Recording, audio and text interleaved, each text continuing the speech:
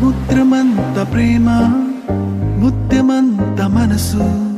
ఎలాగ దాగి ఉంటుంది లోపల ఆకాశమంత ప్రణయం చుక్కలాంటి హృదయం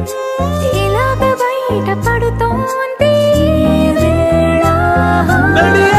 లాంటి ప్రాణం నడి మేఘానితో ప్రయాణం ఇక నా నుంచి నిన్ను నీ నుంచి నన్ను తెంచలేదు లోకం జల జల జలపాతం నువ్వు సెల సెల సెల ఏరుని నేను